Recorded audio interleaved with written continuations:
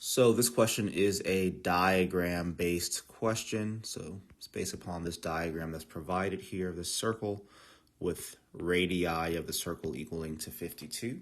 So the information provided up above here says the radio signal from the transmitter site of radio station WGGW can be received only within a radius of 52 miles. So that's where the 52 is, that's where the 52 comes in for this diagram. In all directions from the transmitter site.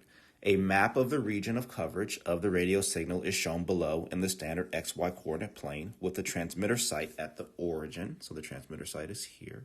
In fact, I'll even call that T.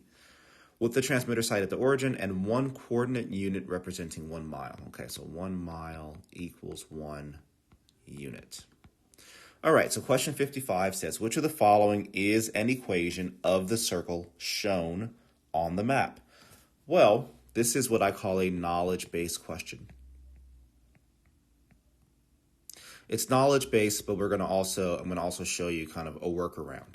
So I like to call this knowledge-based because, the equation of a circle type questions show up enough times on the ACT that it's at least worth you memorizing or attempting to memorize the formula.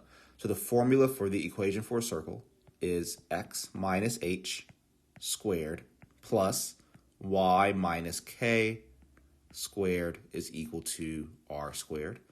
And in this case, h comma k is the center. So those 2 points would represent the center of the circle. And r is the radius. So if we understood this, we look at our circle that we have here. Our center, our HK, our transmitter site, is at the origin, which means that HK for us is 0, 0, which means that this entire equation would turn into x squared plus y squared equals r squared, right? Because h and k would be 0. So lastly, our radius, which we're told that the radius is equal to 52. So now we plug that in, and our equation turns into x squared plus y squared equals 52 squared, which is answer choice E. So that's the correct answer. Now, I mentioned that there's another way to deal with this in case you don't have this circle equation memorized. It's a worthwhile thing to consider here. So let's erase all of my writing here. So what if I don't know the equation for the circle? Is there still a way to answer the question? So remember I said that this is a diagram question. And more specifically, this is a graph question, right? So we are provided with an XY coordinate plane. We do know that we have a point here. Really, we have points all along this circle that are 52 units away from the origin, but specifically we do have this point here that is 52, 0. We have this point here that is 0, 52, and then even on this side, which is negative 52, 0, and here, which is 0, negative 52. So those 4 points we know for sure, and this is going to play into how we can use kind of a graph strategy to answer this question. So which of the following is an equation of the circle shown in the map? Well, if I were to choose one of these points, let's just say I choose this point here, I would say that at that point, x is equal to 52 and y is equal to 0, which means I can take these values and plug them in to the answer choices to see which answer choices make sense. So when I choose answer choice A, x plus y equals 52, that actually does work. So A is a potentially good answer. B, x plus y, let's just do it. All right, so x plus y would be 52 plus 0 and then squared. Well, that does not equal 52, right? So B is gone. C would say that 52 plus 0 squared equals 52 squared. And that also is true, so that's going to stay. So C is possible. D says that 52 squared plus 0 squared equals 52. That's not true, so D is gone. So, right, this is not equal 52.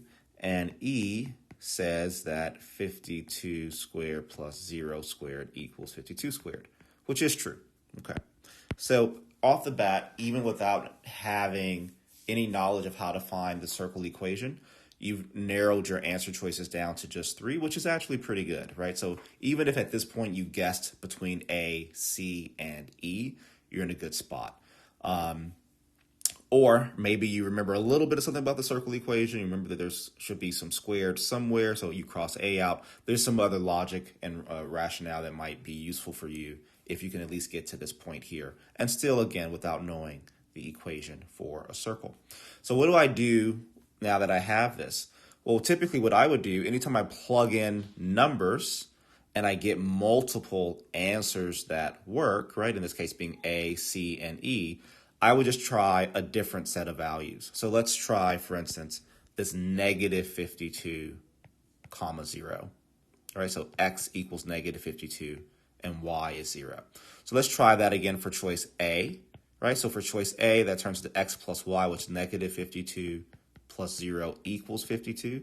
That's not true, right? That's not equal 52. So now A is gone. So now when I try for C, choice C would say that negative 52 plus 0 squared is equal to 52 squared. That actually still does work. And choice E would say that negative 52 squared plus 0 squared equals 52 squared. And that one also does work, right? So at this stage, we're down to a 50-50. And again, on this test, you don't have unlimited time. Potentially, maybe some of you do have some extended time, but you don't have unlimited time, so you have to decide how much time you want to give to this.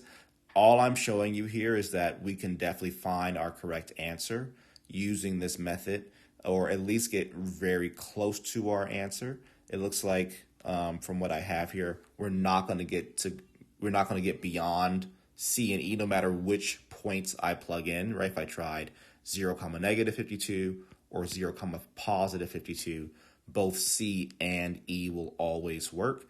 And then you have to guess on which one you think is correct. At the end of the day, though, however, I think this is a better method than random guessing. Some students like to choose a guess letter, and I completely am in agreement with that.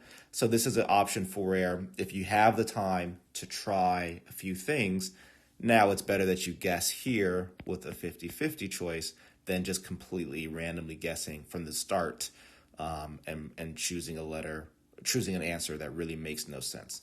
So a lot of the time taken on this video is to show you that whenever you do have a graph, you can use the points from that graph to plug in those x and y values into the equations of the answer choices. And even if doing so doesn't get you to your exact correct answer, it will typically at least cross out some answers for you and give you a more educated guess.